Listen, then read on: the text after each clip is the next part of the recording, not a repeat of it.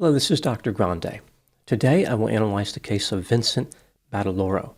First I'll look at the background of this case, move to the timeline of the crime, then offer my analysis. Vincent Battiloro was born in November 2007 and lived in Garwood, New Jersey.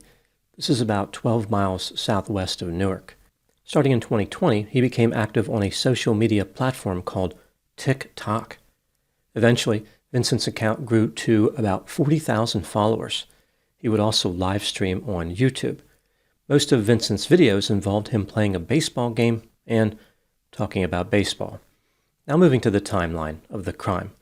On Monday, September 29, 2025, at 5:26 p.m., two 17-year-old girls, Isabella Salas and Maria Neotis, were riding their e-bikes on Burnside Avenue in Cranford, New Jersey. A black 2021 Jeep Compass, allegedly driven by 17-year-old Vincent Battiloro, slammed into the girls. The vehicle continued driving after the collision with one of the e-bikes stuck in the front end. It came to a stop and the driver fled. Both Isabella and Maria died as a result of their injuries.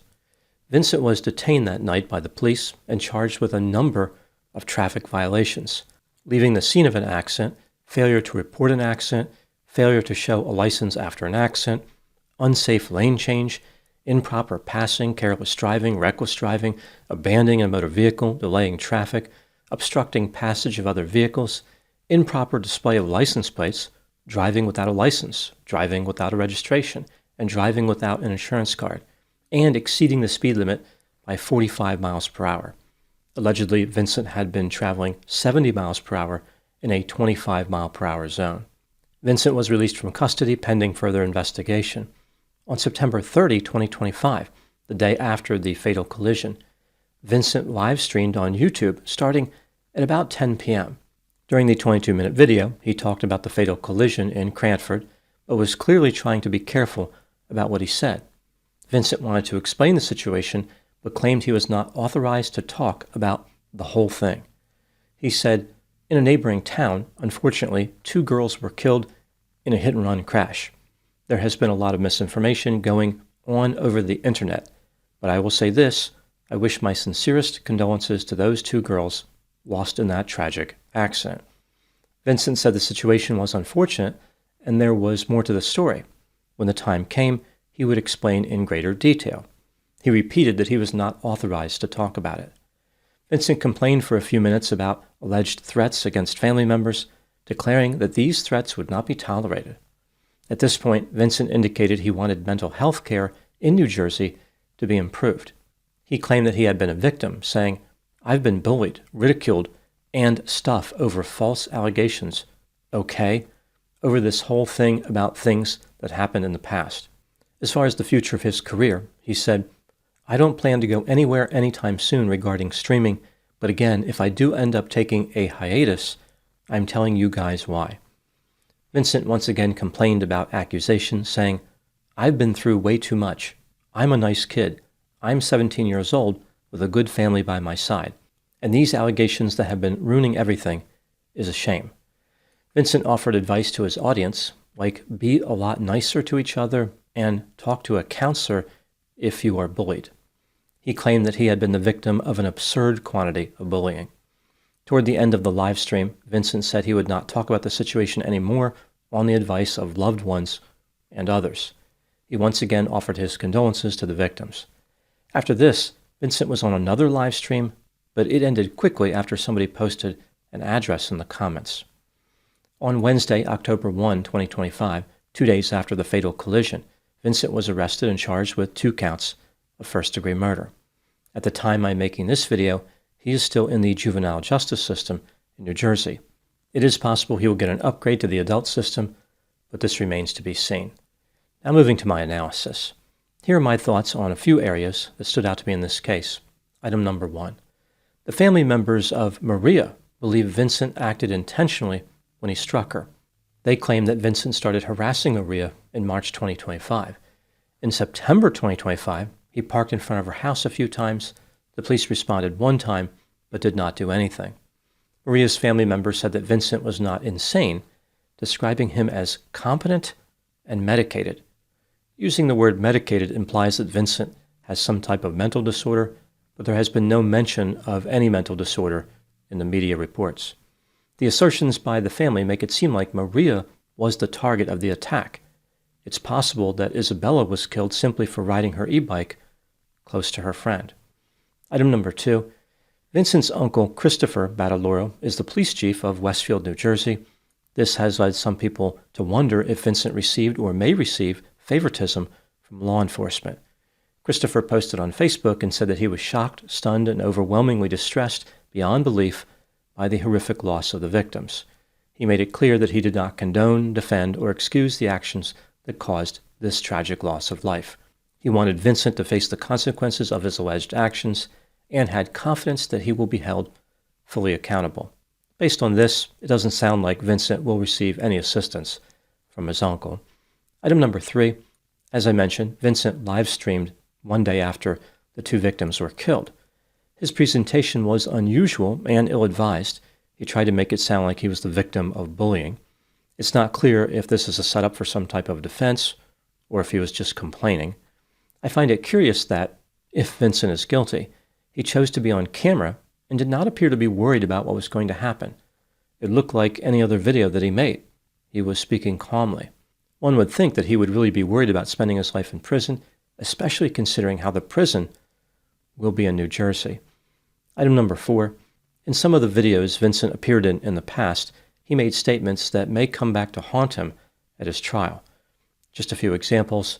Vincent expressed admiration for the disgraced social media influencer Andrew Tate. This controversial figure has been accused of making offensive statements about women. I have covered Andrew Tate in multiple videos. On May 13, 2025, 4 months before the fatal crash, Vincent said, "I got a bunch of allegations handed to me of crazy blank, stuff I will deny for 50 years to the end of my life. Ridiculous allegations that this girl is making against me. Presumably, this girl is Maria." I find it curious that he used the term 50 years to the end of his life. The penalty for first-degree murder in New Jersey is 30 years to life. In another video, Vincent complained about the girl getting in trouble. He said, "Because I got into her relationship business and now the school, and now I'm going to tell you all this, cops got involved and the school got involved." He went on to say, "So they suspended me basically indefinitely until they figure it out, which makes no sense." In June 2025, Vincent indicated the case was going to be dismissed and he was not going to be facing any charges. On September 23, 2025, just 6 days before the fatal collision, Vincent showed his viewers a cell phone he converted into a burner phone using VPN technology. Over 2 hours into the video, he referred to Maria, saying, "I think Maria is hungry." He used his burner phone to order 2 pepperoni pizzas to be sent to Maria's house, specifying cash on delivery.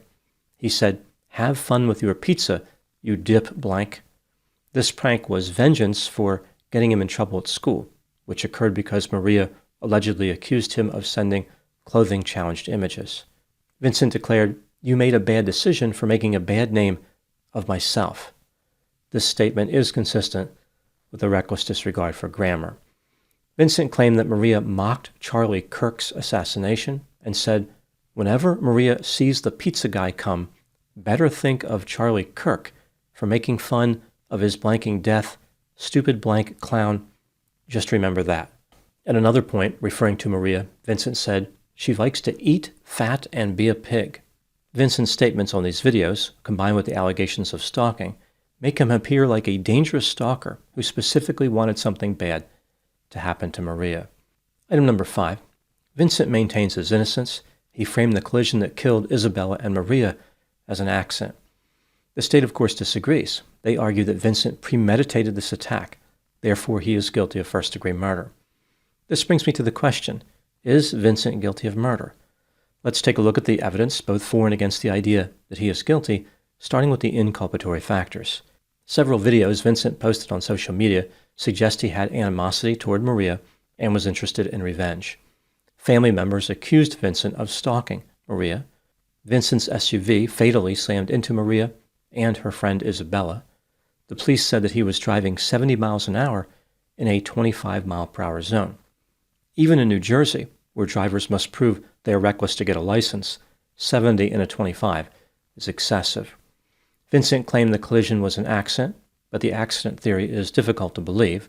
Vincent would have people believe that he just happened to be speeding excessively down the street where his enemy was riding an e-bike. Furthermore, he just happened to slam into her and her friend, killing both of them. What an amazing coincidence. Moving to the exculpatory factors, allegedly, Vincent had a history of harassing Maria. Maybe he was trying to scare her that day and lost control of his vehicle. This, of course, would still be murder, but not first-degree murder. That's pretty much it for the exculpatory factors. When considering all the evidence in this case, do I believe that Vincent is guilty? Yes, in my opinion, he is guilty of first-degree murder beyond a reasonable doubt. What do I think happened in this case? This is just a theory, my opinion.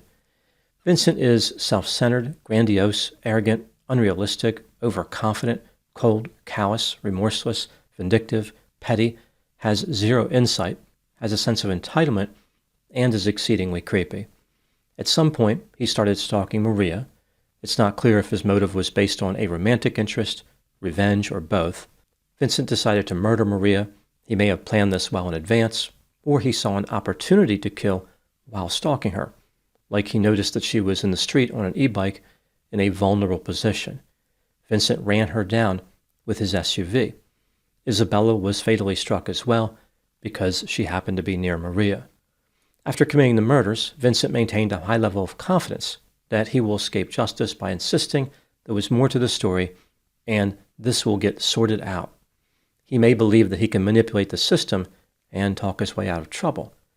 Considering how he is currently in the juvenile system, perhaps he believes they can only keep him in custody until the age of 21. If he believes this, he is mistaken. The state of New Jersey typically does release juvenile offenders by 21, but there is an exception for serious violent crimes, like murder. This means, if adjudicated delinquent, Vincent could serve up to 20 years. If this case is transferred to the adult system and he is found guilty, he is looking at 30 years to life, as I mentioned. Either way, Vincent is right about one thing: the case will get sorted out, but he may not be happy with the outcome. Those are my thoughts on the case of Vincent Battiloro. Thank you so much for watching. I'll talk to you soon. On occasion, people will comment and say that I'm too hard on the state of New Jersey, like when I make jokes about it. They might argue that it's a lovely place, it's a great place to visit, there's really nothing wrong with it, things like that. I can appreciate that perspective. However, there is support for my position on the Garden State.